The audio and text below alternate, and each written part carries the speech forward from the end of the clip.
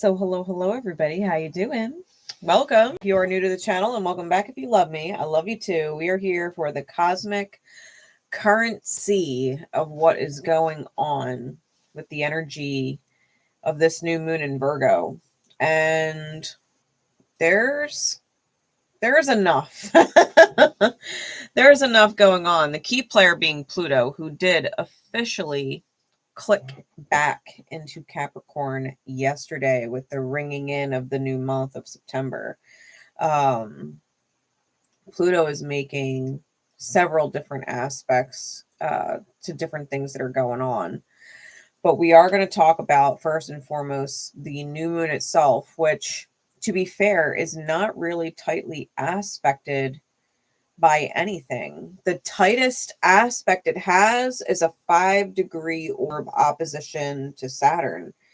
And because this is the focal point of the new moon, it's important to address the integration going on with that opposition. Now, the sun and moon down here in Virgo, this new moon is exact as of 9:26 p.m. Central Daylight Time. So we're still reaching the climactic newest moon part of this whole phase. It's arriving in about an hour or so.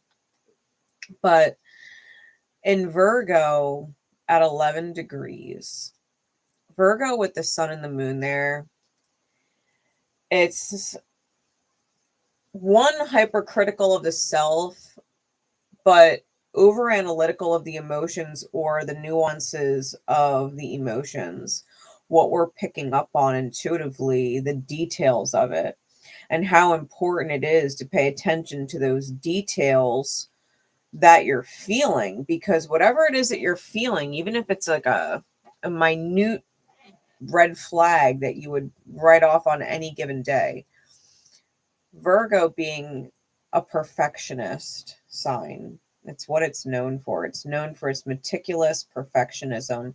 It's known for its routine. It's known for its organization and order. It is known for keeping everything as it should be. Like, if you want it done right, ask a Virgo.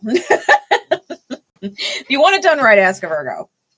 So when we have it in opposition to Saturn in Pisces, which has been demanding order of the soul, the collective soul, the deep soul, right? Bringing order to the fears inside the self, bringing order to the subconscious chaos that we cause because we bury things.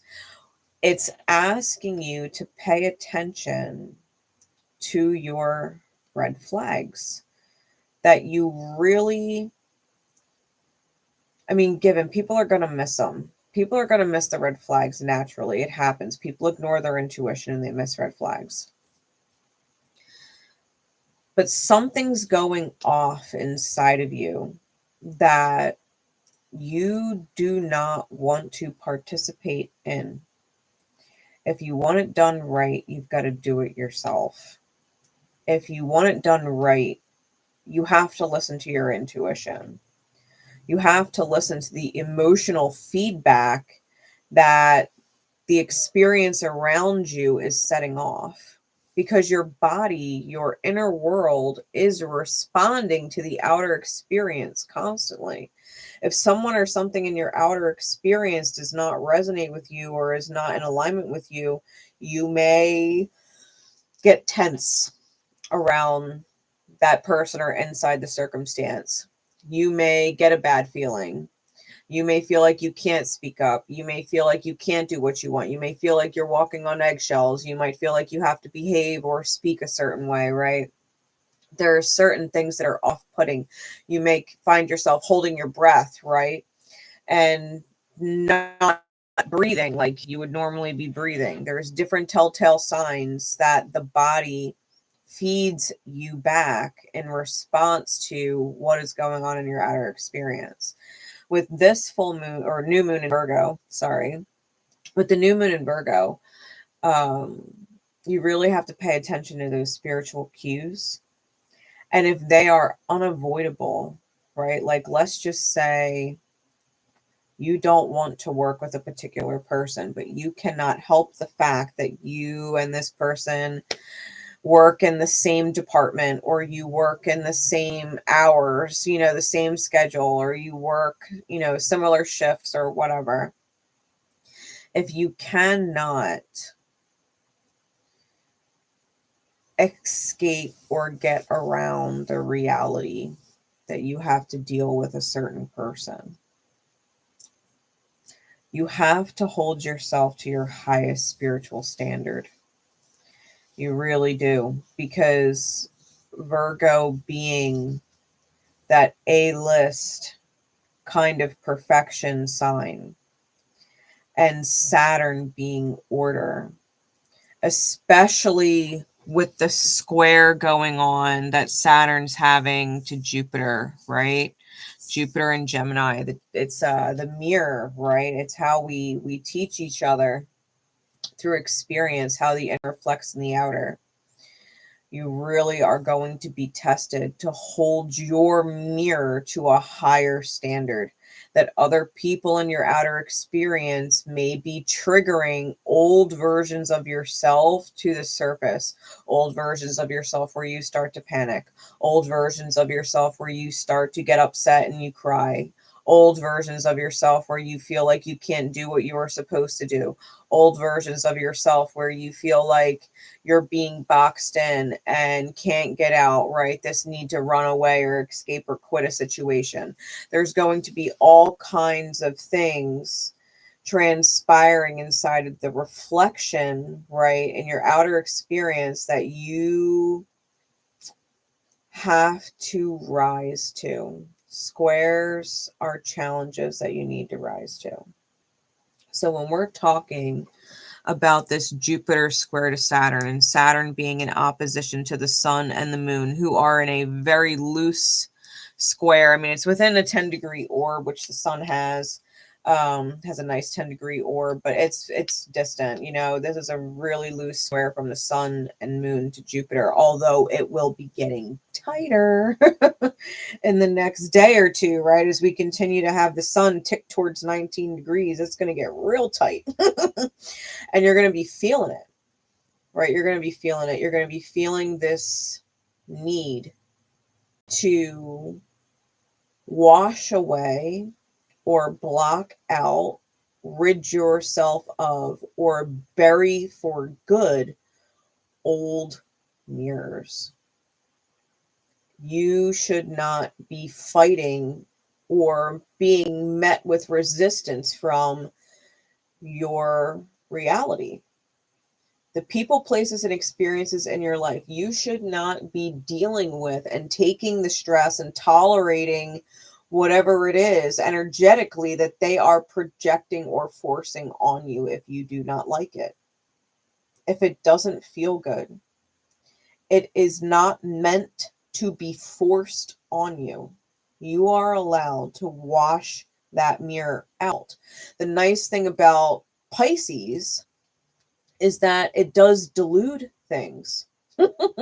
It does delude things, most often the wrong things, but in its light, the right things. If you have, you know, powerful acid that would burn your skin and you dilute it, it's not as effective, right? It might not even really burn your skin at all. But with these aspects, it's kind of doing exactly that. Like, you have a chance to dilute a situation. You can change your energy, your frequency, your vibration, the choices that you're making. Look at what you are in control of. Instead of focusing on what is not in your control, what is in your control?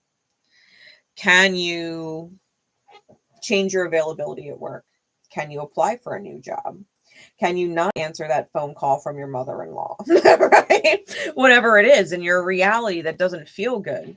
Can you leave your partner? If you and your partner are not seeing eye to eye and haven't seen eye to eye in a very, very long time, and they're not holding up their weight, and it's a constant struggle, it's a constant battle with them every day, and you're not happy, can you let your partner go?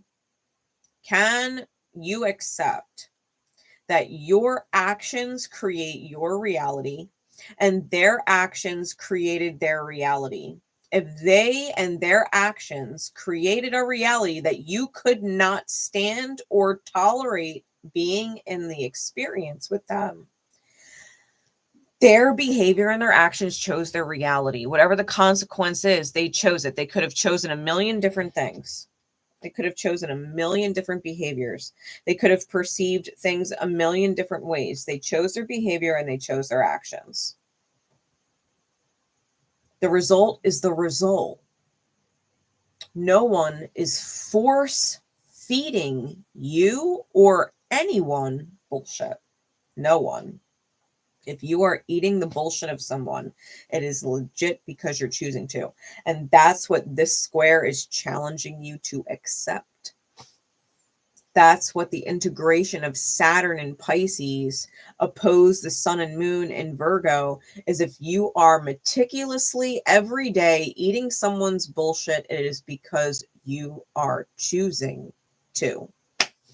And I've got to ask, right? Or at least the cosmos got to ask, what is it about them that you've been trying to fix? What is it about them you've been hoping would change? What is it about them that isn't living up to your expectation that you thought you could influence and make better? Because Virgo is a vestigial virgin. It's a healer. It's about service and charity. Pisces being extremely deep water. It's the part of us that is empathic and reads the energy of another person and knows what they need in order to heal, knows what they could most benefit from. That is also most often rejected. It's a deeply healing integration. How are you meant to accept that the person you're really trying to heal is you and your tolerance of what is intolerable? That you have been taught, that it's been buried deep inside your psyche, that you are meant to tolerate what is intolerable. As a child, if your parents were difficult, you were taught that you had to tolerate your parents and work with your parents and appease your parents because you had no choice and had to learn tolerance. You learned how to tolerate intolerable things.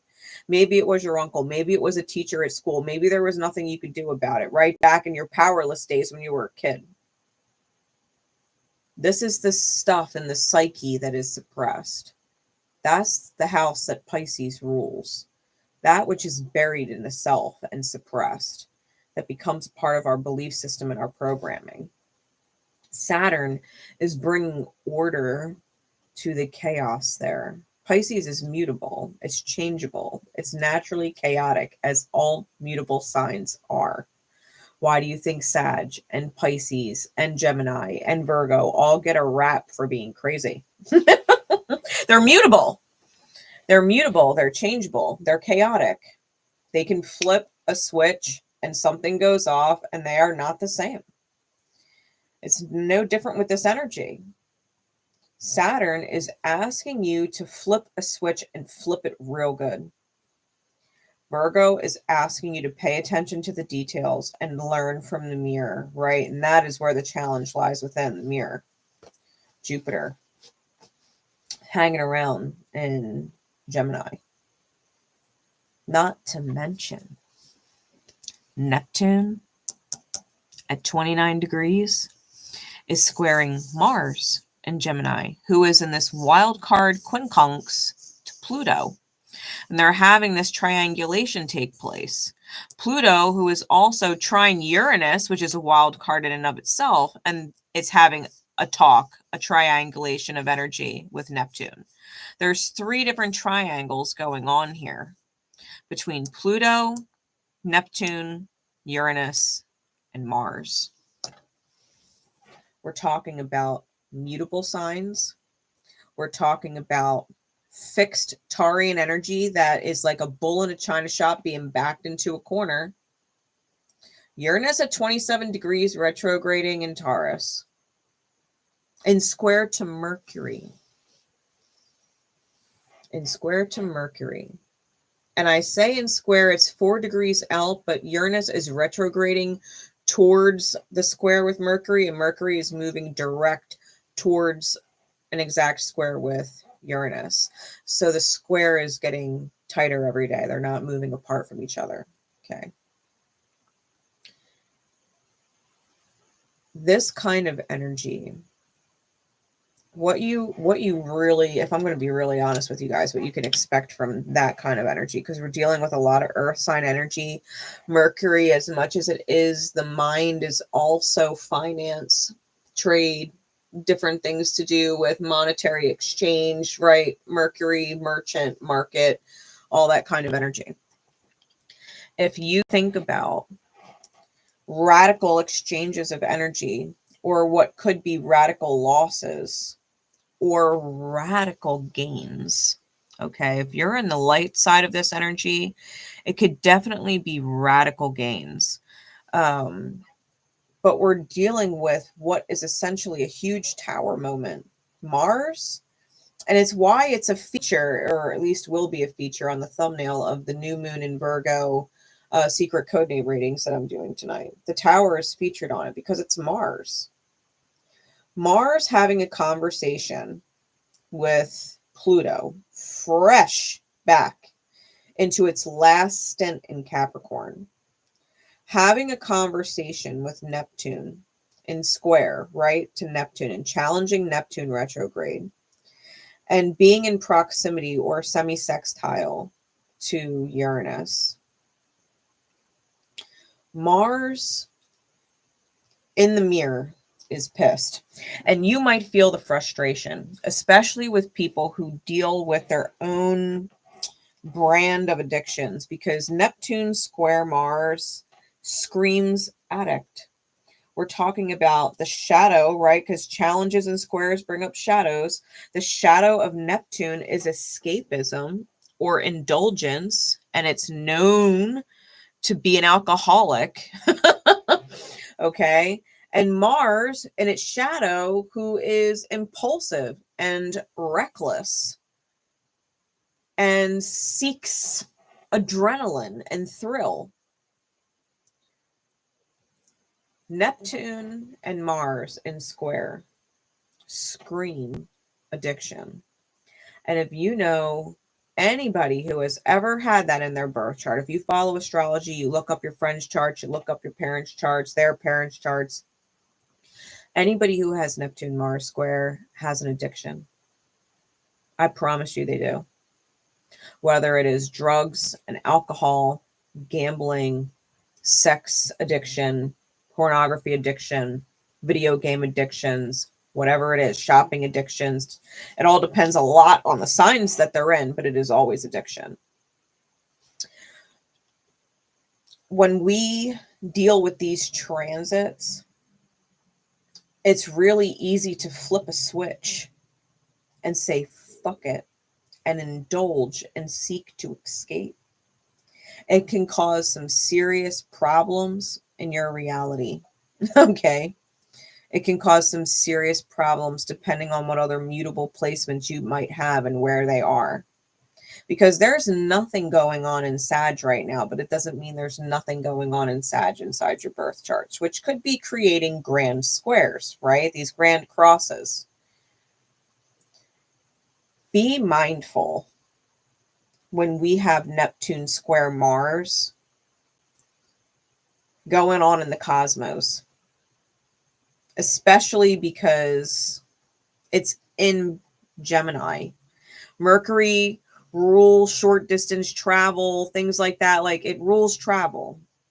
So when it's there, you may be angry driving, right? You may be an adrenaline junkie at the very least, right? Neptune Mars, an adrenaline junkie, chasing a high off adrenaline, wanting to speed down the highway. Yeah, you can get pulled over. You might have a deer jump out in the middle of the fucking road and wreck your fucking car. Like, this is where Saturn demands you control yourself and abide by what is acceptable standards of society. If I'm going to be honest with you, I know a lot of you are going to hate that. Well, we're not acceptable standards in society. Listen, if society tells you to fucking behave yourself and not to scream in the middle of the library, that's a societal standard, right? You don't scream in the library.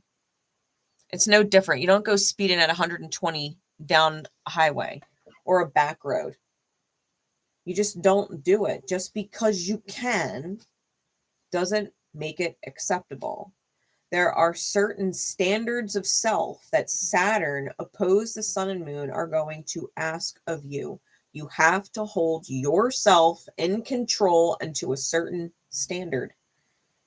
There's going to be things, people, places, situations going on in the outer experience that are going to try and trigger you to be reactive, that are going to trigger you to indulge in something you really do not need to indulge in.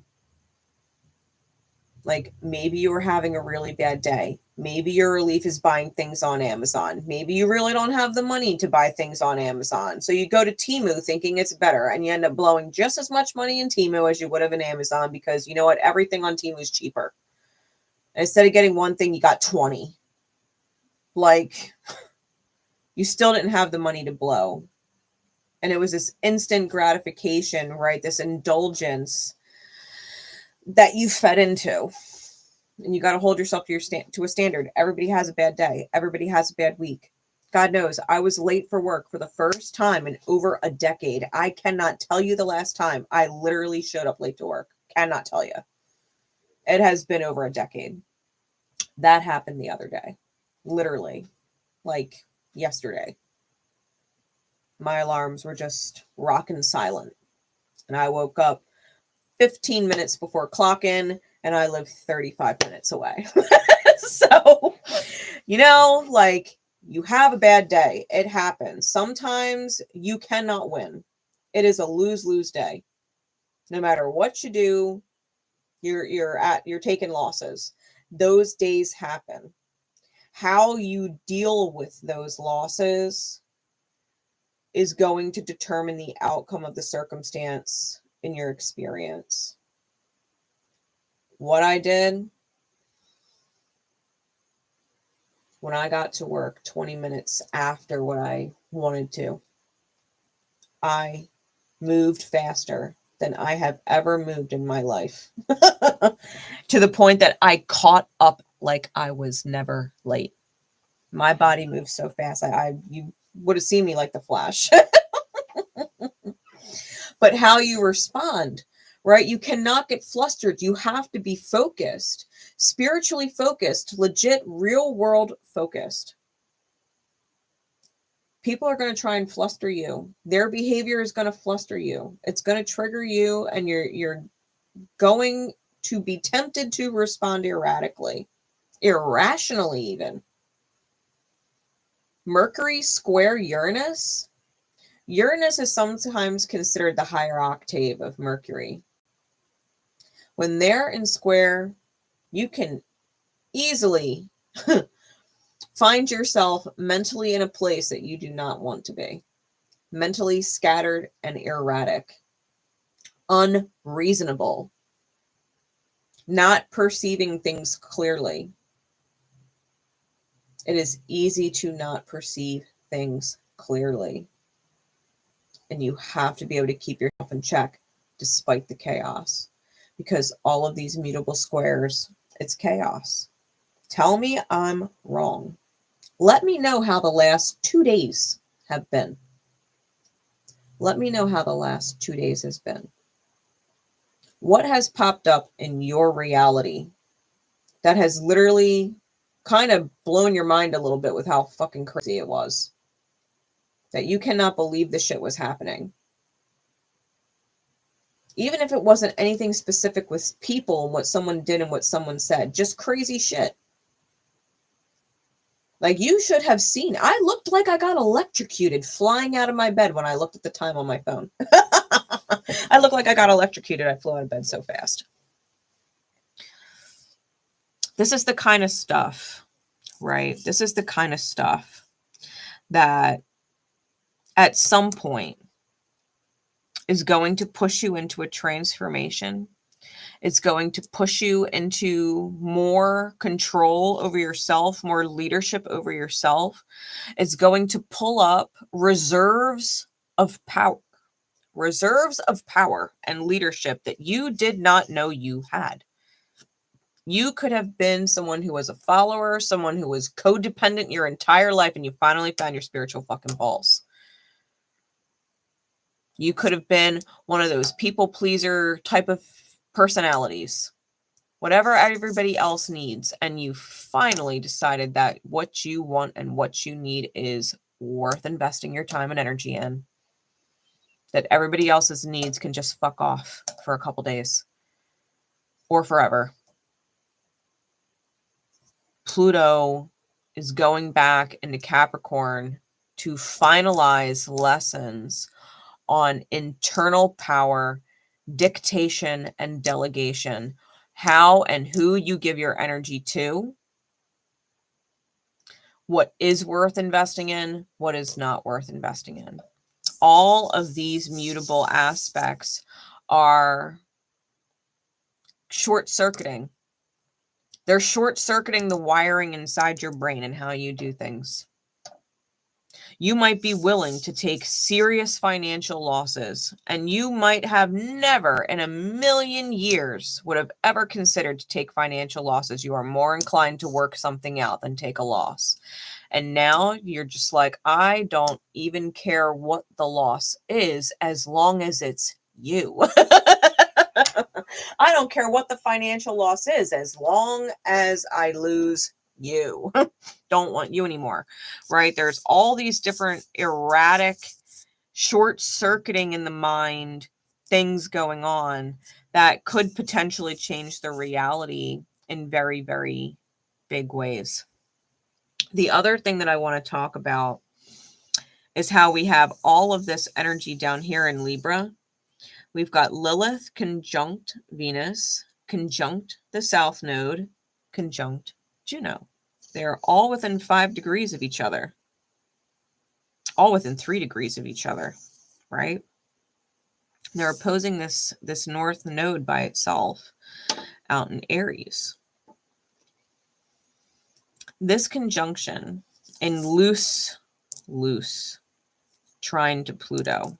It's a 6-degree orb to Venus and Lilith, okay? This orb, this 3 degrees that they're all conjunct in. South Node erases things. It's like a magic eraser for misalignment. When Venus is there, we're talking love and money, right? Love, partnerships, things like that, business included, because Taurus, right? Finances, money, possessions. We're talking luxury energy between the two. Venus rules beauty, luxury, connection. With it crossing over the South Node with Lilith there. Lilith, in its shadow, is self-abandonment, where we abandon the self and rebel against what we actually need to work on, right? What we put out of our minds that we actually need to reflect inside of, not necessarily stick around with a person, but reflect on the dynamic that we had with said person, right? You can't just ignore it and block it out. Lilith would have you rebel and block it out, right? And be angry. But in Lilith's light, she's liberation, right? Self-liberation. When we do take the time to reflect inside dynamic shifts that we have or had with people and seek to learn what we were always meant to learn from the dynamic, especially in hindsight when we are no longer emotionally, psychologically, financially, physically attached to the situation. You can do this.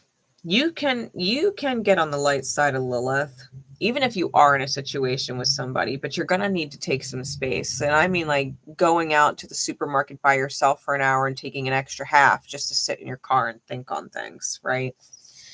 Not answering your phone for a while and just letting yourself think on things inside your own energy, reflect on things from your own perspective, see things differently, right? When you don't have other people's voices or needs up your ass and you have time to just kind of sit on it.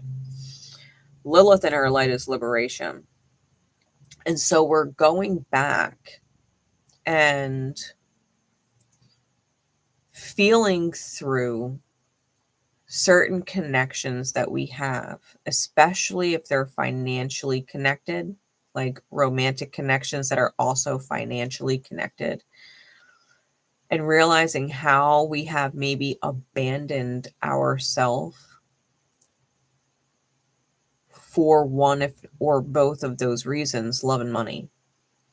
That maybe we stuck something out with someone longer than we should have because of financial reasons. Or maybe we stuck something out with someone even though it was financially detrimental and we're living in the poverty level because of love. Because of love, right? And you're going through all of this financial hardship because you love them. And maybe they have addiction issues, you know? It's like things like this.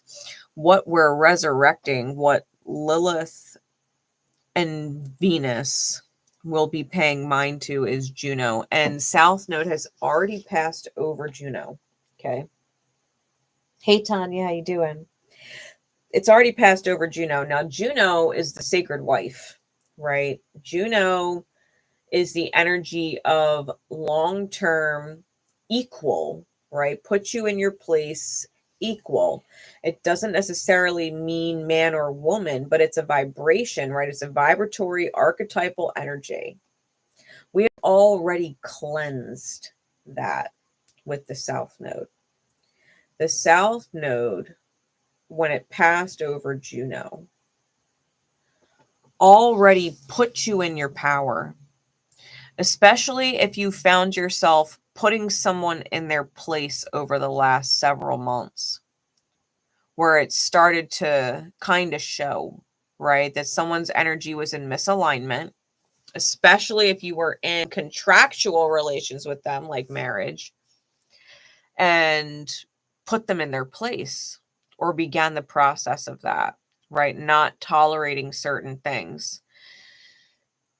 Now that South Node's moving over Venus and Lilith will be ping-ponging around back and forth over there, making multiple passes over the South Node as she goes direct and retrogrades. But especially the transit with Venus.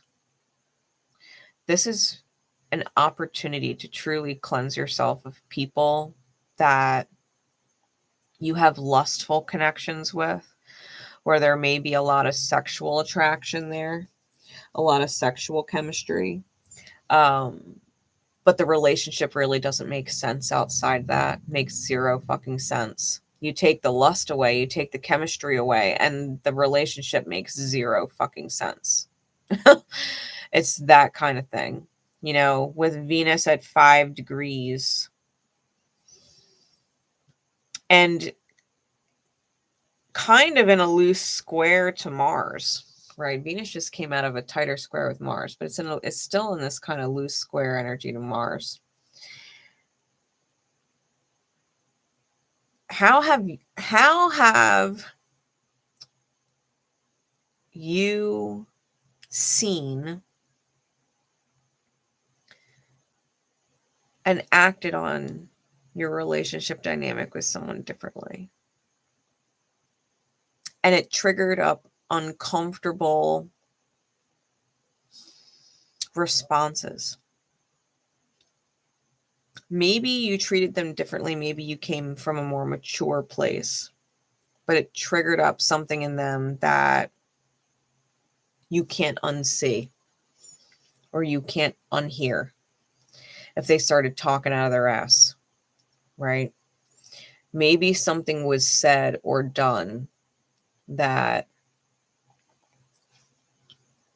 irrevocably put a bad taste in your mouth, or tainted your perception of them. Something they did or something they said. And something clicked, right? The switch got flipped inside the mind. And you're like, I'm done with it. I'm not trying anymore. This is a lost cause. Because the square with Lilith and Venus to Mars would have set that off. Now we're in the aftermath of it. Now we're in the realm of moving into South Node territory. And South Node, it's the tail of the dragon, right? Ketu and Rahu, it's the head and the tail of the dragon. And South Node shits all over everything. It's the tail of the dragon. It shits all over it. Everything the North Node takes in, the tail end of it comes out. And that's why it's like a magic eraser for what is in misalignment. It's been chewed up and spit out by the time it gets there. Relationship dynamics that were once coveted or special or sacred for reasons that were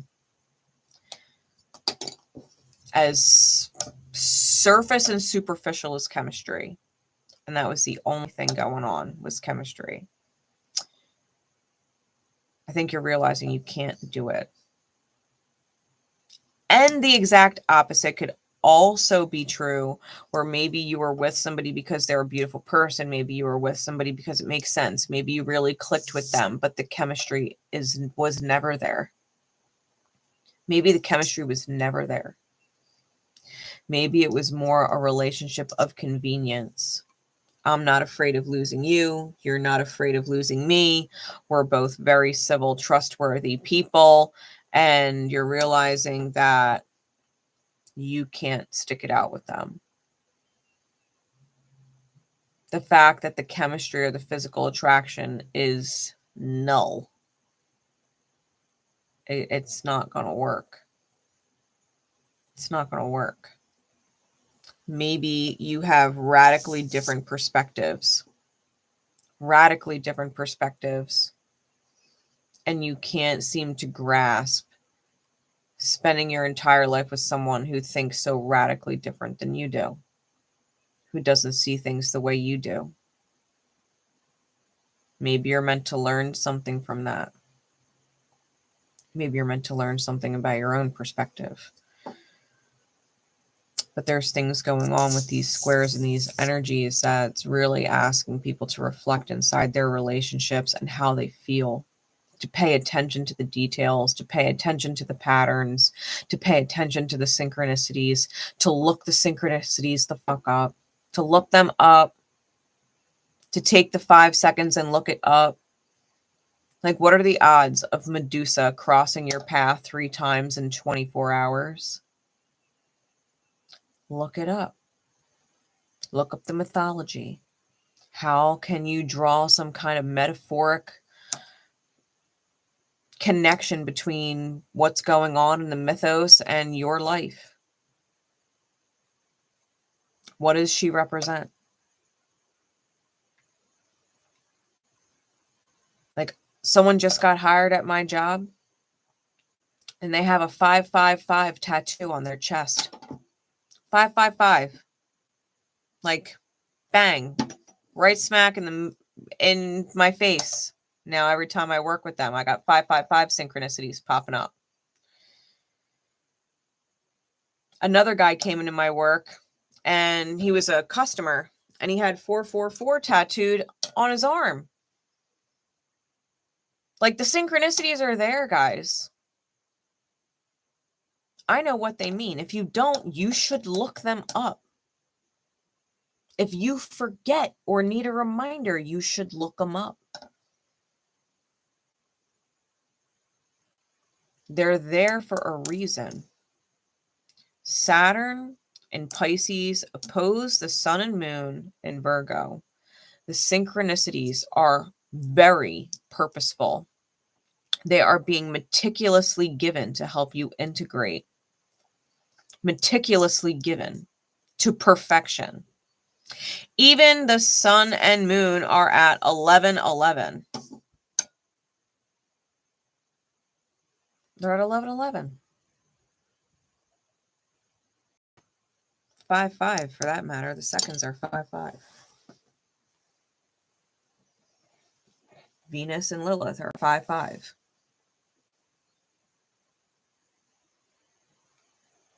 Pluto is at 29. It's 11. Neptune's at 29. It's 11. It's all these ones. Mars at 28 is 10. It's still a 1. Like, there's all kinds of synchronicities all over the place. All over the place.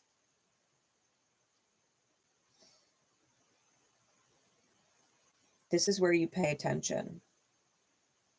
This is where you pay attention, guys. We can get even deeper into details with Pallas being at 28 degrees Scorpio, opposing the 27-degree Uranus placement, and how she's aspecting in trine to Neptune and sextile to Capricorn. It's like she's your defense system. Pallas is your GPS. It is your spiritual defense system. If you think about Pallas Athena in relation to Aries, because they're both gods and goddesses of war. But Aries is an aggressor, where Pallas Athena is more strategic and defensive. One wins the war, taking the lead, head on, aggress. And one is more like the fucking Spartans, right? The 300. Having defensive strategy. That's Pallas Athena energy. She will win the war because she is defensive and strategic. Or strategically defensive. And that's playing a factor in all of this. She's also squaring Mercury. So, you know, people might need to take financial losses, or they might need to invest money in order to make money. They might need to invest energy to get outcome. They might need to take risk for reward. And be smart about it. They might need to be fucking smart. They might need to sacrifice themselves a little bit, or sacrifice what they have a little bit, or a lot. Because Scorpio, you might have to break some ancestral curses and get out of some fucking patterns. And all that entails. Like, this is the new moon in Virgo. This is why it has felt crazy. We've got crazy mutable squares going on. Yeah, people are being triggered. Yeah, shit's fucking happening. You know, the day that I was late to work for the first time in over a decade, 4 out of 6 people were late that day. 4 out of 6. The only 2 that were not late, quote unquote late, were called in early because of the people that called in late.